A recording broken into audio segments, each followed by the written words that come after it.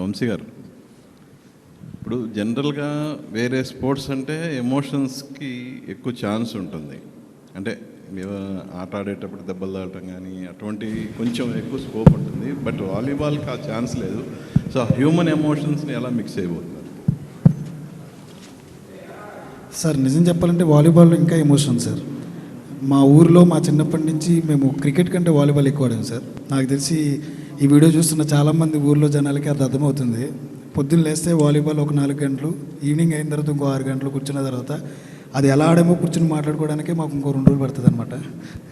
అలాంటి ఆట ఇది ఈ ఊర్లోనే కాదు, ఎక్కడికి వెళ్ళినా కానీ వాలీబాల్ అనేది ప్రతి ఊరిలో ప్రతి వీధిలో కూడా ఉంటుంది. అదొకటి గురించి పక్కన పెడితే ఇది ఒక స్పోర్ట్స్ డ్రామా మాత్రమే కాదు సార్, ఒక విలేజ్ డ్రామా. నేను కమిటీ కుర్రల్లో కొంచెమే చూపించాను అలాంటి డ్రామాని. నాకు తెలిసి అందరూ ఎక్కువ చూపించాను అనుకుంటున్నారు. డెఫినెట్లీ అంతకు మించి ఉండబోతుంది. హ్యూమన్ ఎమోషన్స్, వాల్యూస్, ఎథిక్స్, ఒక ఊరు, ఆ ఊరి యొక్క జనాలు డెఫినెట్లీ మళ్ళీ ఇంకా చూడబోతున్నారు. అరుణ్ గారు, సో జనరల్గా మీ హైట్కి ఈ స్పోర్ట్స్ అనేది కరెక్ట్ యాక్చువల్గా? చెప్పండి, నెట్ కిందకి పెట్టక్కర్లేదు. ఇప్పటివరకు ఏదన్నా అకేషన్స్ వచ్చినప్పుడు ఒక అంటే సిస్టర్గా తనకి మీరు గిఫ్ట్లు ఇవ్వటం అలా ఆనవాయితీ జనరల్గా ఏ పండగకైనా. బట్ ఇప్పుడు తను ప్రొడ్యూసర్, మీరు హీరో, ఏంటి తను ఇప్పుడు మీకు రెమ్యునేషన్ ఇవ్వాలి? ఆల్రెడీ కొంచెం తీసుకున్నాను. బట్ తన సక్సెస్, తను ఎలాంటి సినిమాలు తీసుకుంటుంది, తన సెన్సిబిలిటీస్ అన్నిటి మీద నాకు చాలా చాలా ఒక రెస్పెక్ట్ ఉంది నాకు. తను ఎలాంటి సినిమాలు తీయాలనుకుంటుంది, ఎంతమందికి ఆపర్చునిటీ ఇవ్వాలి, ఒక టాలెంట్ని గుర్తించి పట్టుకోవడం కూడా చాలా పెద్ద టాలెంట్. ఆ విధంగా మా చెల్లికి ఐఎమ్ ఎక్స్ట్రీమ్లీ ప్రౌడ్ ఒక బ్రదర్గా అలాంటి సినిమా చేయడం. అంటే తన ఫస్ట్ సినిమా కూడా ఒక 11 కుర్రాల్ని లాంచ్ చేసి ఆ ప్లాట్ఫామ్ సెట్ చేసి చేయడం. చాలామంది ప్రొడ్యూసర్లు ముందుకు రాకపోవచ్చు, బట్ ఒక కొత్త సినిమా తీయాలి, ఒక మంచి సినిమా తీయాలన్న ప్యాషన్ అన్నిటితో పాటు కొంచెం నిజంగా చాలా గట్స్ కూడా ఉన్నాయి తనకి. అండ్ బట్ తను ఆ సినిమా హిట్ చేసిన తర్వాత ఇప్పుడు మళ్ళీ రాకాసాను ఇంకో సినిమాతో వస్తుంది. అండ్ కానీ ఇప్పుడు దాకా మా చెల్లిని నాతో సినిమా చేయని అడగలేదు, తను కూడా అన్న నాతో సినిమా చేయని అడగలే. బట్ ఈ స్క్రిప్ట్ అలా వచ్చి మా మధ్యన పడి ఇట్లా ఈ కాంబినేషన్ని సెట్ చేసేలా చేసింది. నిహారి గారు, జనరల్గా ఇప్పుడు మన ఇండస్ట్రీలో ప్రతి ఒక్కళ్ళ టార్గెట్ సంక్రాంతి. సో ఈ సంవత్సరం కూడా అలా మంచి పెద్ద సినిమాలన్నీ వచ్చినాయి. నెక్స్ట్ ఇయర్ కూడా టార్గెట్ చేసుకొని పెద్ద పెద్ద సినిమాలు వస్తున్నాయి. సో వాటి మధ్యలో మీరు బరిలో దిగడానికి ఏంటి రీజన్, స్పెషల్ రీజన్ ఏమైనా ఉందా? రీజన్ అంటే నేను నా కథనంత నమ్ముతున్నాను సార్.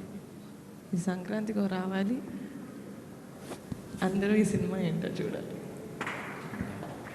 వంశీ గారు, అంటే ఇక్కడున్న ఈ సెటప్ ఇది చూస్తేనే అర్థమవుతుంది ఎంత పెద్ద స్పాన్ ఉన్న సినిమా అని చెప్పి. మరి జస్ట్ ఒక 8 months, సంక్రాంతి అంటే 8 months కూడా ఉంది. మరి మీరేమో పాన్ ఇండియా రిలీజ్కి వెళ్తున్నారు పక్కన. సో ఎలా ఉండబోతుంది ప్లానింగ్? ఎన్ని రోజులు షూట్ అనుకుంటున్నారు యాక్చువల్లీ ఇంత పెద్ద స్పాన్ ఉన్న సినిమా? డెఫినెట్లీ చాలా రోజులు ఉంది, కానీ కొన్ని రోజుల్లో తీయమని చెప్పారు మా ప్రొడ్యూసర్ గారు. యాక్చువల్లీ స్పీకింగ్, సరే ఒక 6-7 months నుంచి ప్రీ ప్రొడక్షన్ చేస్తున్నారు. మేమందరం వాలీబాల్ ప్రాక్టీస్ అన్నీ కూడా ఒక 2 నెలల నుంచి స్టార్ట్ చేసి పెట్టారు. నేను సినిమా మొన్న షూటింగ్ ఫినిష్ చేసి ఇప్పుడు జాయిన్ అవ్వబోతున్నాను. బట్ టీం మొత్తం చాలా cut throat hard core pre ప్రొడక్షన్తో చేశారు. సో ప్రొడక్షన్ అనేది నార్మల్గా చాలా ఈజీగా 100 రోజుల్లో లేకపోతే 80 days 90 days సినిమాకి ఎంత కావాలో అంత చూసుకుని చేస్తారు. బట్ అదే ఈజీ పార్ట్, ఆ ప్రీ ప్రొడక్షన్ పోస్ట్ అనేది చాలా కష్టం. అండ్ ఆ ప్రీ ప్రొడక్షన్ చాలా టైట్గా చాలా కష్టపడి బాగా చేశారు ఆయన. So we're getting into the tough part పక్కన పెట్టి నెక్స్ట్ ఫేజ్లోకి వెళ్ళబోతున్నాం. బట్ ఇట్స్ ప్లానింగ్ బాగుంటే నిజంగా సినిమా షూటింగ్ అంత డిఫికల్ట్ థింగ్ కాదు. అండ్ ఈ టీమ్ నిజంగా నేను వీళ్ళు కలిసిన ప్రతిసారి షాక్ అవుతుంటారు, వీళ్ళు మరీ టూ మచ్ ప్లానింగ్లో ఉన్నారు, బాగా ప్లాన్ చేస్తున్నారని. బట్ ఆ డిలేలు ఏం లేకుండా హ్యాపీగా వచ్చేస్తాం. అయితే ఇప్పుడు నిహారిక గారు అన్నారు, ఇప్పుడు సర్రియల్ రియాక్షన్ అని చెప్పేసి ఫ్యామిలీ మెంబర్తో అసోసియేట్ అవ్వడం. సో మరి మీకు ఎలా అనిపిస్తుంది? అఫ్ కోర్స్ డెఫినెట్లీ చాలా హ్యాపీ ఇదే. అంటే ఇది ఓవర్ నైట్ సింక్ అయింది కాదు కాబట్టి మేము 6 నెలల నుంచి 4 నెలల నుంచి మాట్లాడుకుంటున్నాం ఈ విషయం.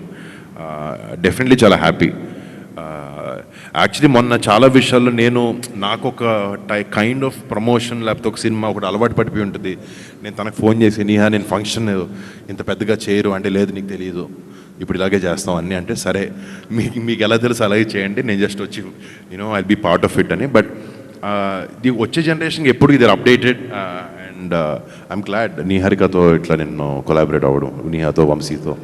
నిహారిక గారు అంటే యాక్చువల్గా ఇది పాన్ ఇండియా అని తీసుకోవడానికి ఏంటంటే ఈ సినిమాకి చాలా ఎక్కువ బడ్జెట్ అని చెప్పేసి బయట టాక్ ఉంది. అంటే స్పాన్ చూస్తున్నా కూడా అర్థం అవుతుంది. సో దానివల్ల పాన్ ఇండియా రిలీజ్కి వెళ్తున్నారా, లేకపోతే పాన్ ఇండియా రిలీజ్ అనే దానికి వేరే ఏమన్నా రీజన్ ఏమైనా ఉందా?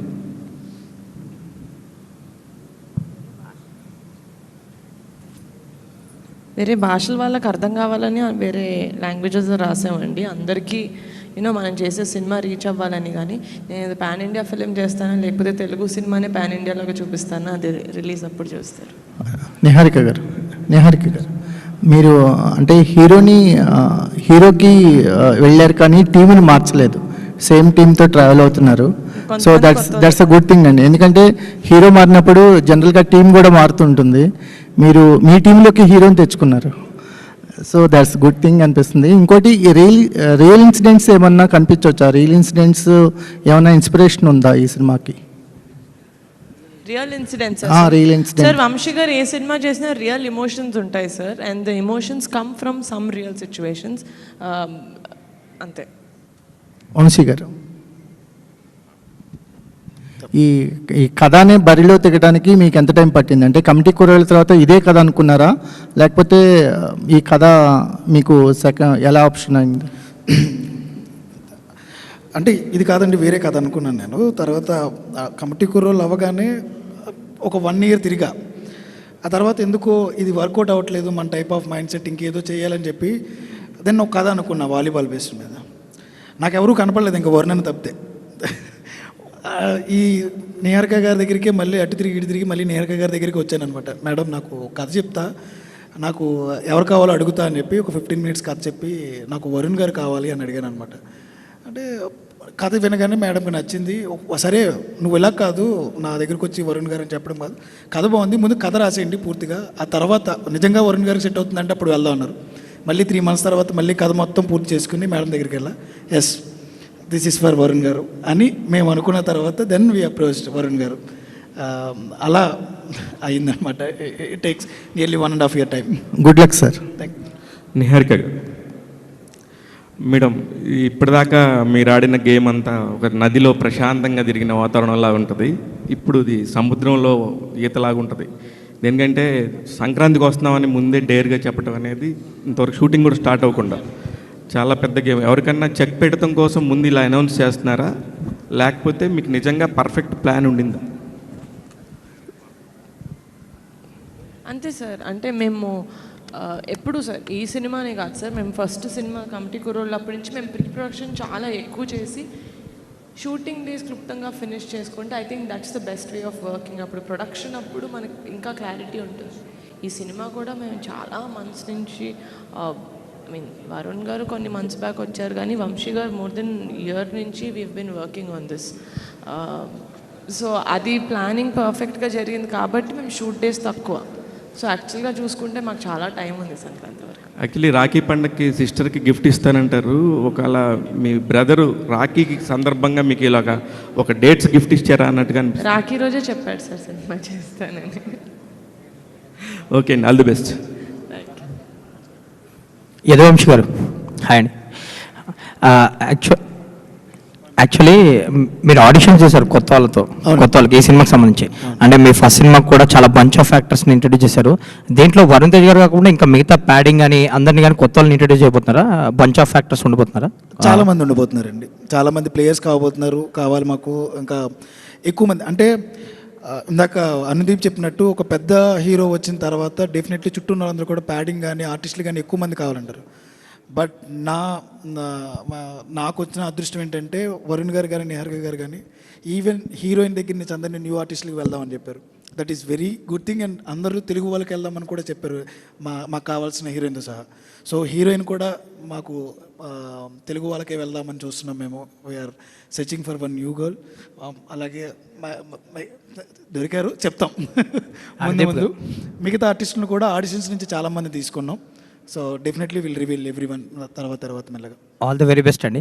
అనుదీప్ గారు, మీ కాంబినేషన్లో చార్ట్ బస్టర్స్ డెలివరీ చేశారు ఫస్ట్ సినిమా కమిటీ కుర్రాళ్ళు, ఎస్పెషల్లీ ఆ రోజులు మళ్ళీ రావు అనేది. దీనికి ఈ సినిమాకి సంబంధించి మ్యూజిక్ ఎలా ఉండబోతుంది, స్కోప్ ఎంత ఉంది అసలు మ్యూజిక్కి? కమిటీ కుర్రలకి ఒక 10 times ఎక్కువ ఉంటుందండి డెఫినెట్గా ఈ ఫిలింలో సాంగ్స్.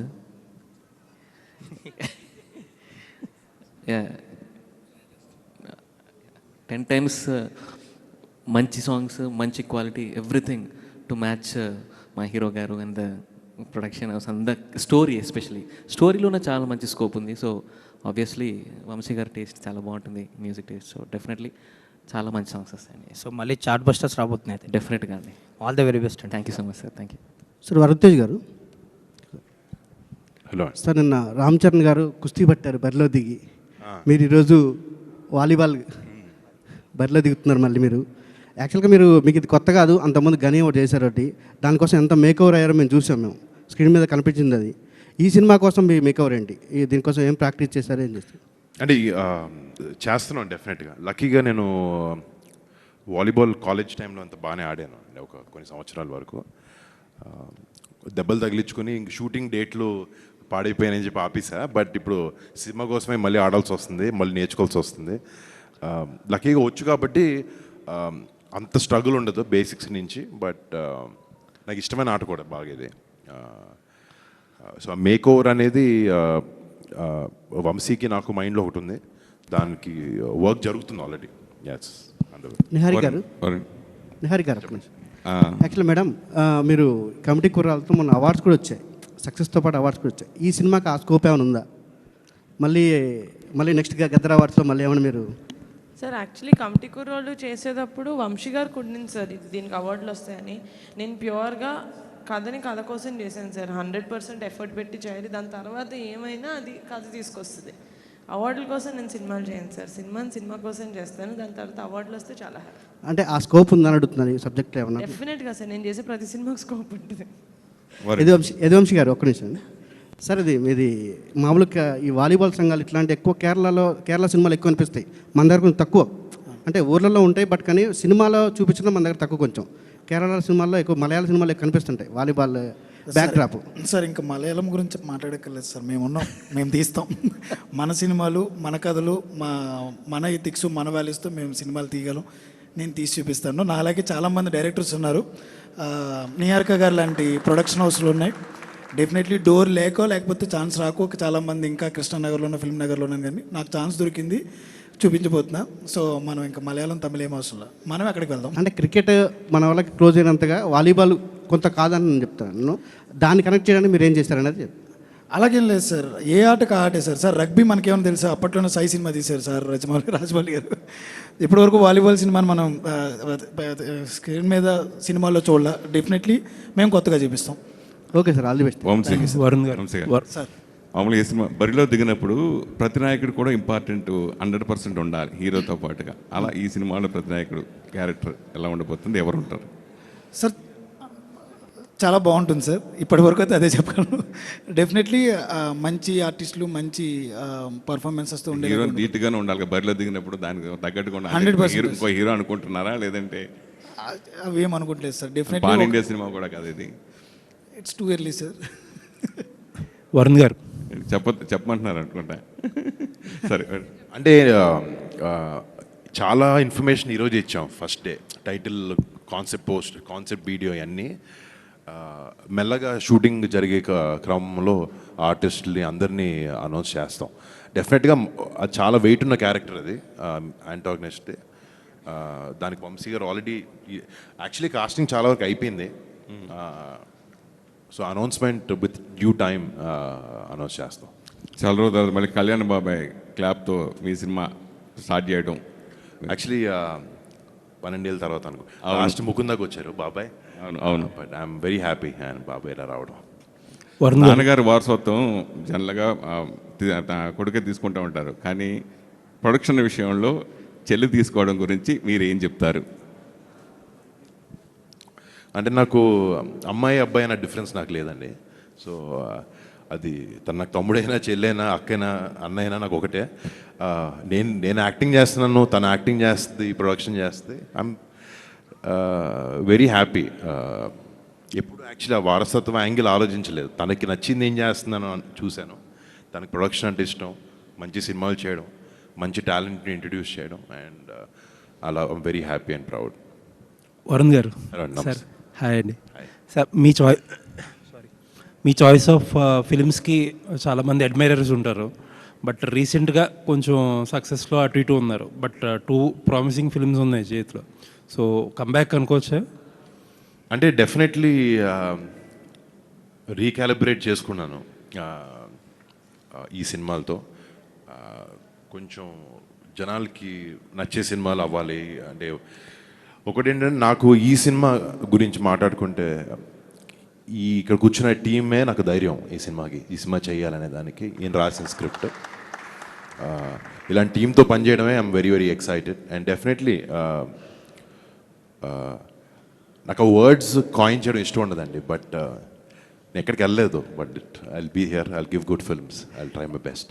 అండ్ సంక్రాంతి అని అనౌన్స్ చేశారు. సంక్రాంతికి ఆల్రెడీ చిరంజీవి గారిది బాబీ గారి సినిమా ఒకటి ఉంది. పవన్ కళ్యాణ్ గారు కూడా సురేందర్ రెడ్డి గారి సినిమా ఛాన్స్ ఉందని అంటున్నారు. సో 3 మెగా ఫిల్మ్స్ స్పేస్ ఉందంటారా? అంటే దానికి వస్తే మాత్రం will think about it.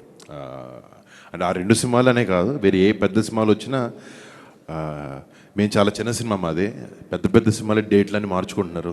So ఏదైనా నిజంగా ఇలాంటి సిచ్యువేషన్ అప్పుడు వస్తే we will change the date or see, but right now we're very confident. And honestly ఇందాక ఎవరు అడిగారు సంక్రాంతికి ఎవరికైనా చెక్ పెట్టడానికంటే, ఇది ఫిలిం ఆయన రాయడం కూడా అలా రాయలేదు, but it happens around the time of Sankranti, this film. So there is a reason why ఈ సినిమా ఆ సీజన్కి రిలీజ్ చేద్దాం అని అనుకుంటున్నాం అనే దాని మీద.